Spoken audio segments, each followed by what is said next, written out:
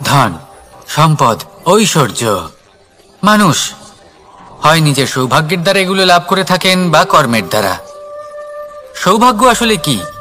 গ্রহের দশা, যা প্রত্যেক মুহূর্তে বদলাতে থাকে।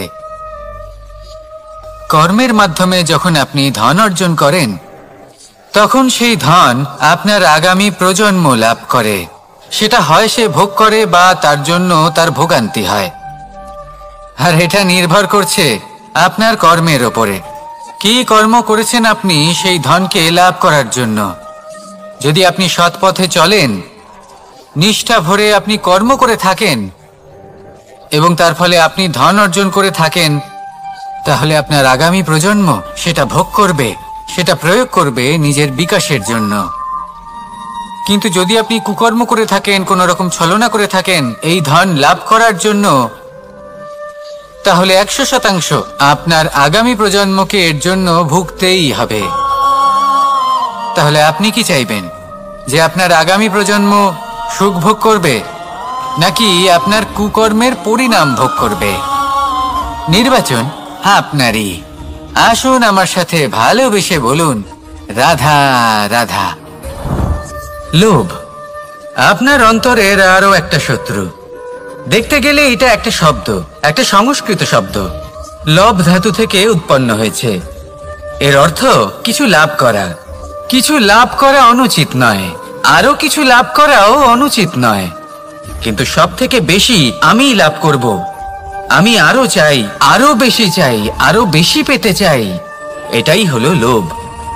আর এই লোভ যখন গ্রাস করে, তখন আপনি যা পেতে চান, সে ধনই হোক বা মানই হোক, তা অর্জন করার জন্য মানুষ যে কোনো স্তরে পৌঁছে যেতে পারে।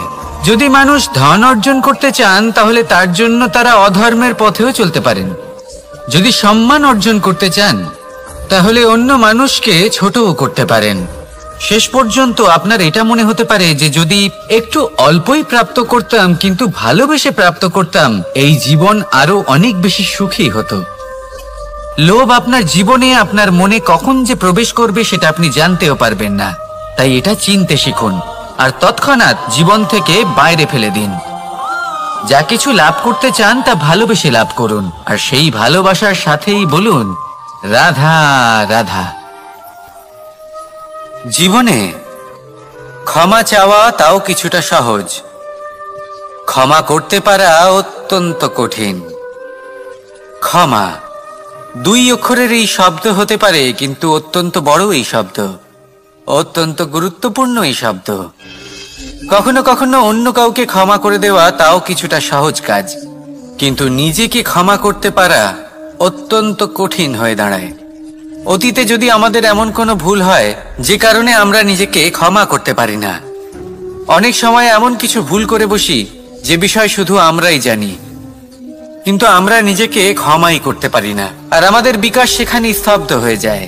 কারণ যদি আপনি ক্ষমা করতে না শেখেন, নিজেকে ক্ষমা যদি না করতে পারেন, তাহলে তা আপনার জীবনের সব থেকে বড় বাধা হয়ে দাঁড়াবে। সেই জন্য জীবনে অবশ্যই শিখুন যে কিভাবে নিজেকে ক্ষমা করতে হয়, আর শিখুন যে আগের করা ভুল আবার কি করে না করা যেতে পারে। এই মন হালকা হবে আর প্রসন্ন হয়ে বলবে, রাধা রাধা। এই সংসারে যখনই কোনো সমস্যা আসে, তখন আমরা আমাদের সব থেকে বড় সম্বলের কাছে আশ্রয় খুঁজি, তা হলো আমাদের বিশ্বাস। এবার প্রশ্ন হলো এটাই যে এই বিশ্বাস কার উপর করা যেতে পারে? পরিবারের উপর, বন্ধুর উপর, নাকি তাদের উপর বিশ্বাস করা উচিত যাদেরকে আমরা কখনো সঙ্গ দিয়েছি?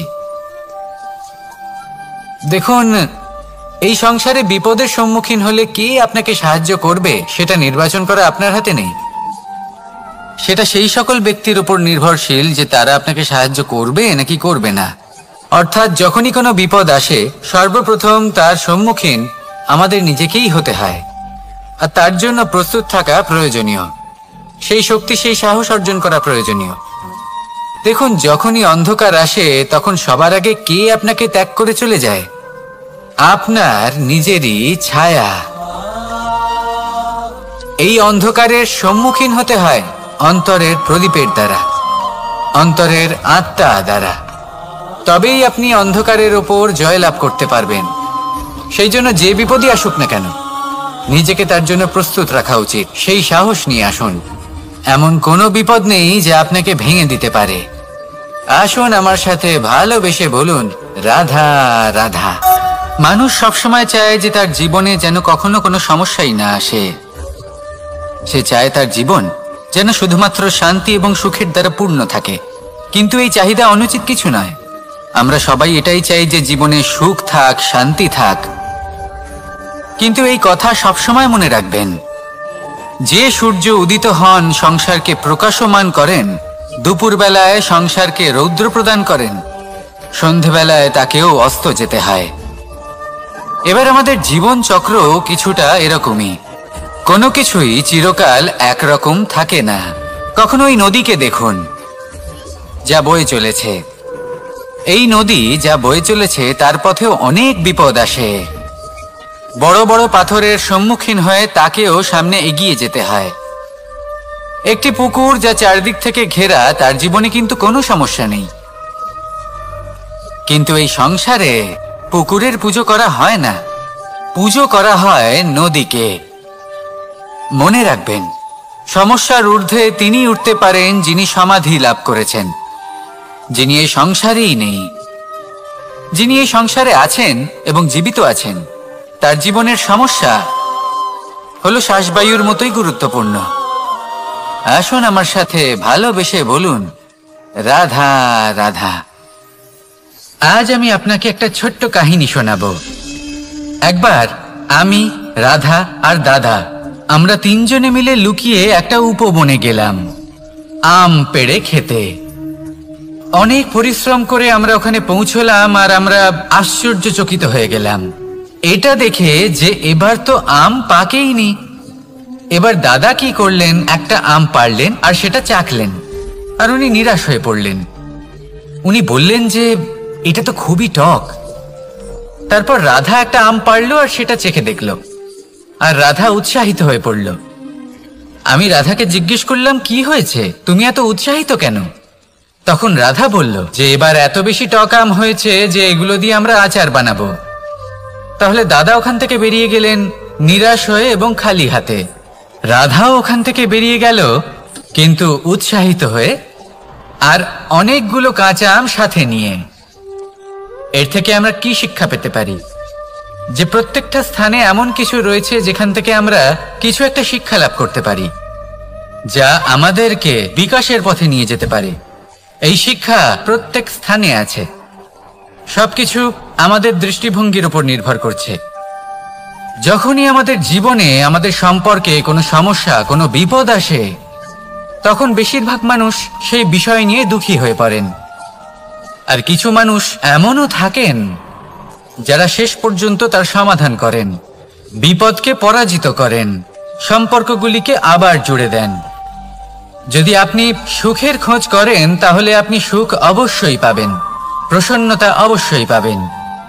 যদি আপনি দুঃখ খোঁজেন তাহলে দুঃখ অবশ্যই পাবেন। এবার আপনি কি খুঁজতে চান, সেই চয়ন আপনারই। আসুন আর আমার সাথে ভালোবেসে বলুন, রাধা রাধা। কখনো কোনো প্রজাপতিকে উড়তে দেখেছেন? কি সুন্দর উড়ে বেড়ায় সে, এক ফুল থেকে অন্য ফুলে, এক পাতা থেকে অন্য পাতার উপর। কিন্তু সে কিভাবে উড়তে শেখে কখনো ভেবেছেন? জন্ম থেকেই কিন্তু প্রজাপতির ডানা থাকে না। ও কিন্তু ছোট্ট একটা ডিমের আকারে জন্ম লাভ করে। তারপর সেই ডিমটি ভেঙে একটি কীট বাইরে আসে। আস্তে আস্তে সে বড় হয়, ওর শক্তি বৃদ্ধি পায়। তারপর সে সেই কীট দশা ত্যাগ করে নিজের ডানাগুলি মেলে। এই প্রক্রিয়া তার কাছে সরল নয়, অত্যন্ত যন্ত্রণাদায়ক প্রক্রিয়া, কিন্তু সে সেই যন্ত্রণা মেনে নেয়। আর তারপর আস্তে আস্তে সে উড়তে শেখে। শুধুমাত্র আকাশে উড়ে বেড়ায় তা নয়, আমাদের মনের মাঝে উড়ে বেড়ায়। এবার এই ডিম থেকে প্রজাপতি হয়ে ওঠার যে যাত্রা, এটা যতটা কঠিন, ততটাই কঠিন হয় এই সংসারে শ্রেষ্ঠ কর্ম করা, ততটাই কঠিন হয় এই সংসারে মহান হয়ে ওঠা। সেই জন্য প্রয়োজনীয় প্রচেষ্টা, এবং সময়। নিরন্তর প্রচেষ্টা করতে থাকুন, পর্যাপ্ত সময় নিন এবং আপনি নিজেকে এই আকাশে উড়ন্ত অবস্থায় পাবেন। আসুন আমার সাথে ভালোবেসে বলুন, রাধা রাধা, রাধা রাধা। আপনারা হয়তো ভাবছেন কি আশ্চর্য ব্যাপার, প্রত্যেকবার আমি কথা শেষ হওয়ার পরে রাধা রাধা বলি। এইবার আমি আগেই বলে দিলাম। কারণটা কি? কারণ হলো অত্যন্ত বিশেষ। প্রত্যেকবার কথা সমাপ্ত হবার পরে আপনাদের সবার মধ্যে ভালোবাসা বিতরণ করতে চাই, তাই রাধা রাধা বলি। কিন্তু এইবার এই নতুন এবং বিশেষ সূত্রপাতে প্রথমে প্রেম বিতরণ করা অত্যন্ত আবশ্যক। এবার একটা বিষয় আছে যা জানেন হয়তো সকলেই, কিন্তু বুঝতে খুব কম জন পারেন। এই প্রেম, এই আনন্দ, এই সকল কিছুর সূত্রপাত হয় নিঃস্বার্থ আবেগের দ্বারা। ঠিক যেমন একজন মাতাকেই দেখে নিন। যখনই একজন মাতা সন্তানকে জন্ম দেন, তখন এই সংসার ভুলে যায় যে তার জন্য এটা একটা নতুন জন্ম।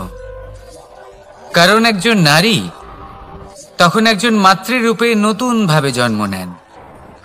একজন নারী স্ত্রী ও গৃহবধূ রূপে কিছু অধিকার লাভ করে থাকেন, কিন্তু তিনি যখন মা হয়ে যান তখন তিনি শুধুই দান করতে শেখেন। নিজের সন্তানের জন্য কত কিছুই না করেন, তাকে বাৎসল্যের সাগরে ভাসিয়ে নিয়ে যান। এই সংসারে রাজকুমার জন্ম নিতেই পারেন, তাকে রাম এবং লক্ষণ কিন্তু মায়েরাই বানিয়ে তোলেন। একজন গোয়ালা জন্ম নেয়, তাকে দ্বারকাধীশ একজন মাই বানিয়ে তোলেন। পিতা হলেন সেই পর্বত যার একটা অংশ হলো তার সন্তান, কিন্তু মা হলেন সেই শিল্পী যিনি একটা পাথরকে খোদাই করে এমন এক মূর্তি গড়ে তোলেন যাকে সকলে পূজনীয় মনে করেন। তাহলে স্মরণ করুন সেই সকল মুহূর্ত যেগুলি আপনি নিজের মাতার সাথে অতিবাহিত করেছেন। অনুভব করতে পারবেন যে কিভাবে এক মুহূর্তেই এই মন প্রফুল্ল হয়ে ওঠে। এবারের কারণ কি? এর কারণ হলো এই জীবনের আসল দ্বারই হলো মমতা।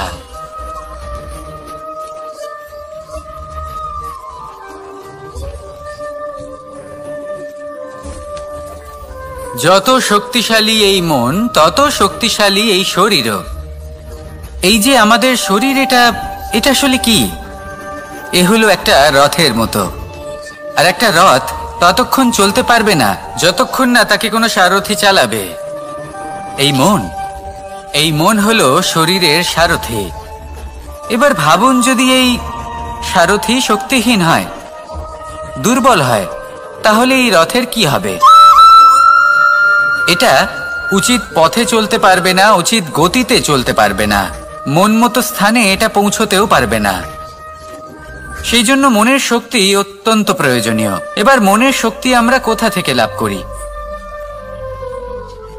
দৃঢ়তার শক্তি থেকে। এবার এই শক্তি আমরা কিভাবে বাড়াতে পারি? আমরা প্রতিদিন কিছু নতুন স্থির করি, কিছু ছোট কিছু বড়। আর যেই আমরা নতুন কিছু পূর্ণ করি, আমাদের মনের শক্তি বেড়ে যায়।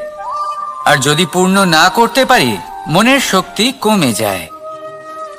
একটা দেওয়ালের মতো ছোট ছোট ছোট ছোট শিলা আমরা একটার পর একটা স্থাপন করে একটা দেওয়াল তৈরি করি। এতগুলো পাথর যখন একত্রিত হয়ে যায়, তখন এমন এক দেওয়াল তৈরি হয় যাকে ভাঙা প্রায় অসম্ভব হয়ে দাঁড়ায়। সেরকমই হয় মন এবং দৃঢ়তা। ছোট ছোট কাজ করে নিজের লক্ষ্য পূর্ণ করুন। এই লক্ষ্য যদি পূর্ণ হয়, তবে মনের শক্তি বাড়বে। কিছুটা এইভাবে যে যত বড়ই বিপদ আসুক না কেন, সেই বিপদ নিজে হার মেনে নেবে, কিন্তু আপনার মন ততটাই শক্তিশালী থাকবে। তাই মনের শক্তি বাড়াতে থাকুন, যাতে আপনি উচিত পথে চলতে পারেন, উচিত গতিতে চলেন আর মনোবাঞ্ছিত স্থানে পৌঁছতে পারেন। তবেই এই মন প্রসন্ন হয়ে বলবে, রাধা রাধা। আমি রাধাকে ভালোবাসি। আর এই কথাটা সমগ্র সংসার জানে। আর সময় অন্তরে লীলার দ্বারা, বিভিন্ন ঘটনা দ্বারা, কর্মের দ্বারা আমি নিজের এই ভালোবাসা রাধার সামনে প্রকাশ করি। এবার আপনি বলবেন, এসবের কি প্রয়োজন? রাধা কি এই কথা জানে না যে কৃষ্ণ তাকে কতটা ভালোবাসে? অবশ্যই জানে, কিন্তু এই যে ভালোবাসা, তা মনে রেখে দেওয়ার জন্য নয়, তা প্রকাশ করার জন্য। আর বারংবার এই ভালোবাসাকে প্রকাশ করা উচিত, উচিত সময় এবং উচিত সুযোগ দেখে। কিরকম? এবার যদি আপনি প্রেমীর সাথে কোনো উৎসবে থাকেন, তাহলে তার সাথে নৃত্য সঙ্গীত করুন। যদি ভিড়ের মাঝে থাকেন, তখন প্রেমীকে সম্মান করুন, একান্তে প্রসাধন করুন। দুঃখের সময় তার হাত ধরে থাকুন, সুখের সময় আলিঙ্গন করে রাখুন। এই প্রেম যত প্রকাশ করবেন, ততই এই প্রেমের বৃদ্ধি হবে। এই প্রেম আরো বেশি গভীর হবে, অটুট হবে। তাই এই প্রেমকে মনে নয়, আপনার জীবনে স্থান দিন। মন খুলে প্রকাশ করুন আর আমার সাথে ভালোবেসে বলুন, রাধা রাধা। মুঠো হাতের শক্তি বেশি, মুঠো খুললেই তা দুর্বল। তা এমন কি থাকা উচিত এই বন্ধ মুঠোয় যা লাখের সমান? মানসিকতা এবং স্বপ্ন। মানুষ জন্মগ্রহণ করে, তার মানসিকতা সময়ের সাথে উন্নত হয়। মানসিকতা অনুযায়ী সে স্বপ্ন দেখে, আর সেই স্বপ্ন সার্থক করতে সে পরিশ্রম করতে থাকে। কিন্তু খুব গুরুত্বপূর্ণ একটা কথা আছে যা আপনার মনে রাখা উচিত। আপনার এই মানসিকতা, আপনার এই স্বপ্ন, তা যেন আপনার নিয়ন্ত্রণে থাকে। আপনার বন্ধ মুঠোয় যেন এর লাগাম থাকে, আপনি যেন এর প্রভু হন। যদি তা হয়, তবেই আপনি লাভবান হবেন। যদি এরা আপনাকে নিয়ন্ত্রণ করতে থাকে, যদি আপনার মুঠো খুলে যায়, না পথ আপনার নিয়ন্ত্রণে থাকবে, না মানসিকতা থাকবে, না স্বপ্ন নিয়ন্ত্রণে থাকবে। আর যদি তাই হয়, তাহলে আপনি আপনার ভবিষ্যৎ নষ্ট করে ফেলবেন। তাই নিয়ন্ত্রণ করতে শিখুন নিজের বিচার বুদ্ধি, নিজের মানসিকতা, নিজের স্বপ্নকে। নিজের এই স্বপ্ন পূরণ করুন আর আমার সাথে ভালোবেসে বলুন, রাধা রাধা। আমার কাছে যশোদা মা যেমন, আমার কাছে দেবকী মা যেমন, আমার কাছে ঠিক তেমনই হলেন গোমাতা। এবার ভেবে দেখার বিষয় হলো এটা যে এই সংসারে অসংখ্য প্রাণী আছে। একজন গাইকে একজন মায়ের মর্যাদা কেন দেওয়া হয়? তাহলে এর অনেকগুলো কারণ আছে। এই গাই অর্থাৎ গোমাতা, এনারা হলেন অত্যন্ত শান্ত, শান্তি প্রিয়, কখনো কারোর কোনো ক্ষতি করতেই পারেন না। গোমাতা যে দুধ নিজের বাছুরকে পান করান, সেই দুধই আমাদেরও দেন। সেই দুধ পান করে আমরা শক্তি লাভ করি। এই দুধ থেকে আমরা মাখন, ঘি, পায়েস, এইসব সুস্বাদু খাবার লাভ করি। গোমাতার গোবর আমাদের জ্বালানি হিসেবে সাহায্য করে, যার ফলে খুব কম সংখ্যক কাঠ ব্যবহার করা যায় এবং বেশিরভাগ জঙ্গল সুরক্ষিত থাকে।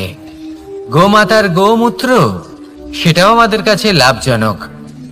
এর দ্বারা আমরা অনেক রোগ থেকে মুক্তি লাভ করতে পারি। গোমাতা যখন একটি বাছুরকে জন্ম দেন, তখন সেই বড় হয়ে আমাদের ক্ষেত কর্ষণ করে। সেই জন্য গাইকেও জীবনে মায়ের মর্যাদা দেবেন। যতটা সম্ভব তাকে সেবা করুন এবং ভালোবেসে তাকে পালন করুন। এই মন নিজে থেকেই প্রসন্ন হয়ে বলবে, রাধা রাধা। চলতে থাকা, থেমে যাওয়া, বিশ্রাম নেওয়া, তারপর দম নিয়ে পুনরায় দাঁড়িয়ে পড়া, আর তারপর আবার সেই পথ চলা। এটা জীবনের অভিন্ন এক অঙ্গ, এটার থেকে আপনি পালাতে পারবেন না। কিন্তু এই অঙ্গকে আপনি নিজের জীবনে কিভাবে প্রয়োগ করবেন, কিভাবে তাকে কাজে লাগাবেন, সেই সিদ্ধান্ত আপনাকে নিতে হবে। যারা হেরে যান তারাও জীবনে থমকে যান, আবার যারা জেতেন তারাও দাঁড়িয়ে পড়েন। যারা হেরে যান তারা হাঁপিয়ে দাঁড়িয়ে পড়েন, যারা জিতে যান তারা দাঁড়িয়ে পড়েন সেই সর্বোচ্চ স্তরে পৌঁছে গিয়ে। এবার দাঁড়াতে তো আপনাকে হবেই, তা হতেই হবে। কিন্তু কখন, কিভাবে দাঁড়াবেন, ক্লান্ত হয়ে নাকি সর্বোচ্চ স্তরে পৌঁছে গিয়ে, সেই সিদ্ধান্ত আপনার। অবশ্যই দাঁড়িয়ে পড়ুন, কিন্তু ক্লান্ত হয়ে নয়, কারণ আপনাকে পুনরায় দাঁড়িয়ে পড়তে হবে, পুনরায় যাত্রাপথে এগোতে হবে এবং সর্বোচ্চ স্তরে পৌঁছতেই হবে। রাধা রাধা। স্বপ্ন, আমরা জীবনে স্বপ্ন দেখতে থাকি, সেটা পূরণ করার পূর্ণ প্রয়াস করে থাকি, কিন্তু এই স্বপ্ন পূরণ না হওয়ার পরিস্থিতিতে আমরা ভেঙে পড়ি, ছিন্ন বিচ্ছিন্ন হই। আর তারপর এই বোঝা আমরা আগামী প্রজন্মের ওপর রীতিমতো চাপিয়ে দিই। আমরা এটাই মনে করি যে আমরা যেটা হতে পারিনি সেটা আমাদের সন্তান অবশ্যই হবে। আমরা যা কখনো পাইনি আমাদের সন্তান অবশ্যই তা পাবে। এটা যে অনুচিত সেটা আমরা ভাবিনি, কিন্তু এটা ভুল। আর এই ভুল আমরা সকলেই করে থাকি। সন্তান প্রকৃতি আর পরমাত্মার আশীর্বাদ। ওদের ভেতরে তাদের নিজের একটা অস্তিত্ব লুকিয়ে থাকে, সেটা মন দিয়ে দেখুন তো। আপনি শুধু ওই সন্তানকে জন্ম দিয়েছেন, কিন্তু ওর জীবন আপনার নয়। তাই নিজের সন্তানের সাথে থাকুন, সময় কাটান, ওদেরকে ভালোবাসুন, সবসময় প্রেরণা দিন, কিন্তু প্রেরণা দিন ওর নিজের অস্তিত্বকে বাড়ানোর জন্য, ওর নিজের স্বপ্ন পূরণ করার জন্য, আপনার স্বপ্ন পূরণ করার জন্য নয়। ওদের অস্তিত্বকে পূর্ণাঙ্গে বৃদ্ধি পেতে দিন। রাধা রাধা। এই পুকুর দেখছেন আপনি? পুকুরের জল কখনো প্রবাহিত হয় না, একই স্থানে জমে থাকে, আর সেই কারণে কিছুদিন পর ময়লা হতে শুরু করে। কিন্তু তাও আমরা একে ত্যাগ করি না, আমরা তবুও একে পুজো করি। শুধুমাত্র এই কারণে নয় যে অতীতে সে আমাদের তৃষ্ণা মিটিয়েছে, কিন্তু এই কারণেও যে যদিও বা সে ভবিষ্যতে আমাদের তৃষ্ণা না মেটায়, কিন্তু প্রয়োজন হলে আগুন অবশ্যই নেভাতে পারে। ঠিক সেই রকমই হয় আমাদের সম্পর্ক, সম্পর্ক যা আমরা বহু বছর পরিশ্রম করে তৈরি করি, যে দরকার পড়লে আমাদের সহায়ক হয় কোনো না কোনোভাবে। সেই জন্য সম্মান করতে শিখুন এই সম্পর্কগুলিকে, শিখুন এই সম্পর্কগুলিকে অটুট রাখতে। কথায় কথায় এই সম্পর্কগুলিকে ভেঙে দিতে শিখবেন না। রাধা রাধা। বিষ, এই শব্দটা শুনলেই মনে অনেক কল্পনা জন্ম নেয়। কল্পনা অসহ্যকর তিক্ততার, কল্পনা অত্যন্ত বেদনাদায়ক মৃত্যুর। এবার যদি আপনাকে জিজ্ঞেস করা হয় যে সবচেয়ে বিষাক্ত বিষ কোনটা, তাহলে আপনি কি বলবেন? কেউ বলবে সর্পের বিষ, কেউ বলবে কাঁকড়া বিছের, কেউ বলবে কালকেউটের বিষ। কিন্তু না, এই সমস্ত রকম বিষ সেই বিষের সামনে টিকতে পারবে না যাকে আমরা বলে থাকি কানের মধ্যে ঢালা বিষ। শুনতে অত্যন্ত মিষ্টি, কিন্তু তিক্ততায় অত্যন্ত বিষাক্ত।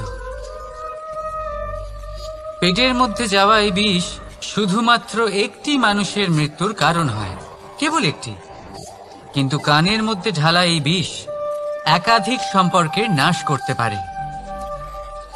আর এটাতে সেই ব্যক্তির ভুল নেই যে আপনার কানে বিষ ভরেছে, আপনি তাকে দোষ দিতে পারেন না।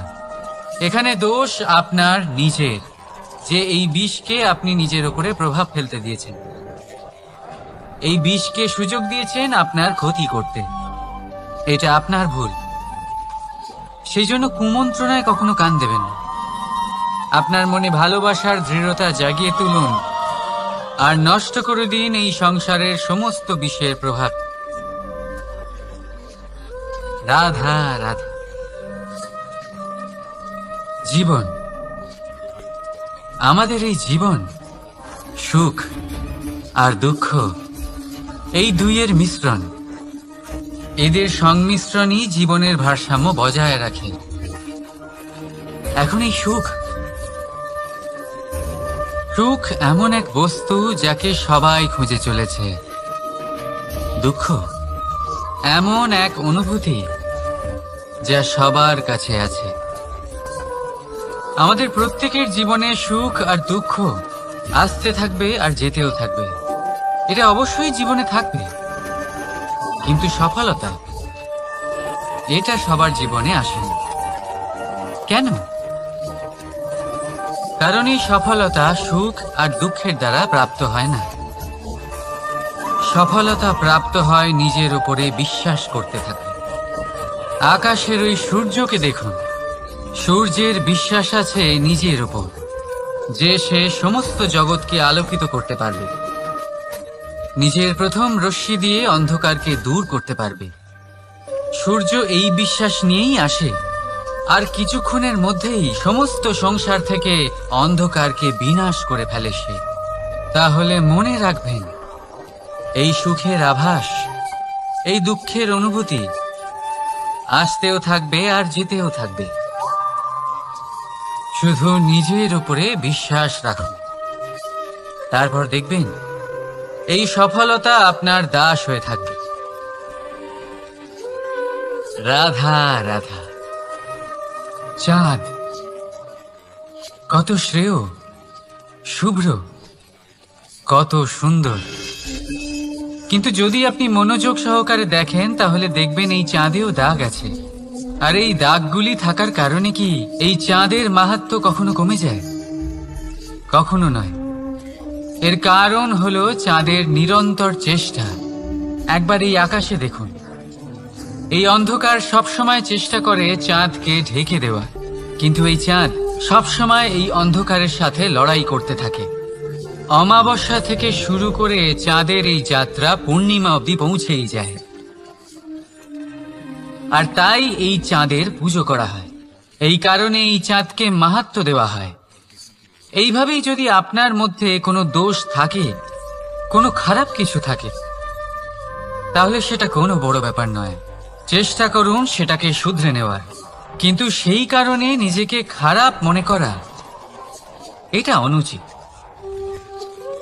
নিজের ভুলগুলো, নিজের দোষগুলো, নিজের খারাপ দিকের কথা ভুলে আপনি এই সংসারের ভালোর দিকে প্রস্থান করেই দেখুন না।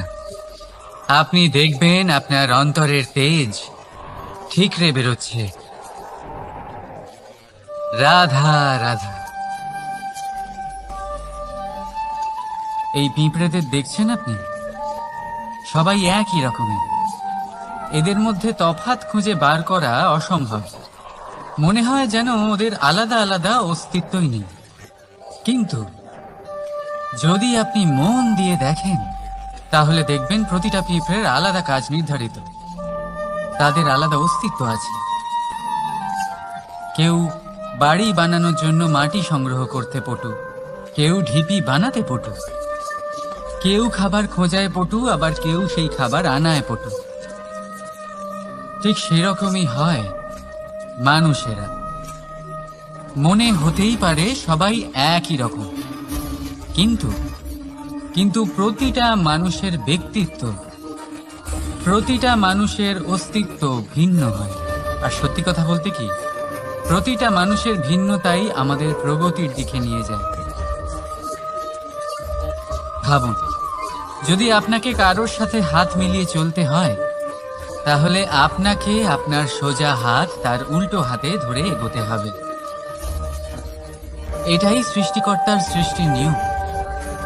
ভিন্নতা, এই ভিন্নতাকে আশীর্বাদ ভেবে চলুন, এতে কোনো খারাপ নেই। রাধা রাধা। দাদা আমাকে বহুবার জিজ্ঞেস করেন যে কানাই, তুমি রাধার সাথে এই সংসারকে প্রেম শেখাতে এসেছো, তাহলে কেন তুমি রাধাকে এত বিরক্ত করো? কেন ও তোমাকে বিরক্ত করে? কেন এই ঝগড়াঝাটি হয়? কেন এই টানাপোড়েন চলে? এবার এটার উত্তর আমি কিছুটা এইভাবে দিতে চাই। পিঁপড়ে সেই বাড়িতেই প্রবেশ করে যেখানে মধু উপস্থিত আছে। যদি আপনার বাড়িতে মধু থাকে, কোনো মিষ্টি জিনিস থাকে, মিষ্টত্ব থাকে, তাহলে পিঁপড়ে সেখানে অবশ্যই প্রবেশ করবে। ঠিক এইরকমই হয় আমাদের সম্পর্ক। এর মধ্যে ছোটখাটো ঝগড়াঝাটি, টানা পড়েন, রাগ করা, মন ভাঙানো, এই সব তো চলতেই থাকে। বিশেষ করে সেই সম্পর্কগুলিতে যেখানে মিষ্টত্ব আছে। মনে রাখবেন, যেই সম্পর্কে কোনো খুনসুটি নেই, রাগ করা, মান ভাঙানো নেই, কোনো ছোটখাটো ঝগড়াঝাটি নেই, সেই সম্পর্ক শুধুমাত্র মস্তিষ্ক দিয়ে পালন করা হচ্ছে, মন থেকে নয়। তাই মন থেকে ভালোবাসতে শিখুন। আর এই ছোটখাটো ঝগড়াঝাটির, এই অম্ল মধুর খুনসুটির আনন্দ উপভোগ করুন, কারণ এতেও ভালোবাসা আছে। রাধা রাধা।